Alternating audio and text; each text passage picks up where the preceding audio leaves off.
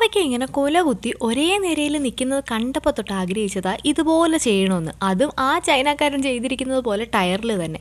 പാവം കെട്ടിയവനെ എരിപിരി കയറ്റി ഒരു ടയർ ഒപ്പിച്ച് വെച്ചിട്ട് കാലം കുറേയായി. ഇപ്പോഴാ നേരമായത്. എന്നാൽ പിന്നെ അതങ്ങോട്ട് നടപ്പിലാക്കാമെന്ന് കരുതി.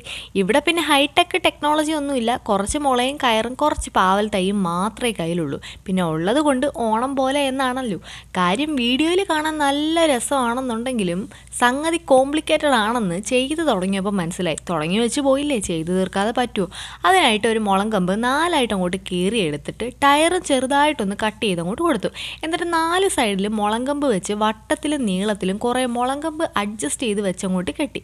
എന്നിട്ട് മണ്ണ് നിറച്ച് കുറച്ച് കരിയിലയിട്ട് അതിന് മുകളിലായിട്ട് കുറച്ച് കൊക്കോപ്പിറ്റും ഇട്ട് അടുത്ത ലെയറായിട്ട് കുറച്ച് മണ്ണും കൂടി ഇട്ട് വെള്ളം നനച്ച് പാവലിൻ്റെ തൈ അങ്ങോട്ട് നട്ടുകൊടുത്തു. വീഡിയോയിൽ കാണാൻ കുറച്ച് ക്ലാരിറ്റി കുറവുണ്ട്. പക്ഷേ ഞാൻ കണ്ട വീഡിയോയിലെ പോലെ എല്ലാം ഏകദേശം ഒന്ന് സെറ്റായി വന്നിട്ടുണ്ട്. ഇനി ഇത് വളർന്ന് കായ്ച്ച് നിൽക്കുന്നത് അപ്ഡേറ്റ് ചെയ്യാൻ കേട്ടോ.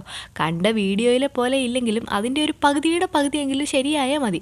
കെട്ടിയവരോട് ഒരു 6-7 കിലോ പാവയ്ക്ക കിട്ടുമെന്ന് പറഞ്ഞിരിക്കുന്നത്. 6-7 ഇല്ലെങ്കിലും കയ്പ്പ് നോക്കാൻ ഒരൊറ്റ ഒരെണ്ണമെങ്കിലും ഉണ്ടായാൽ ഭാഗ്യം.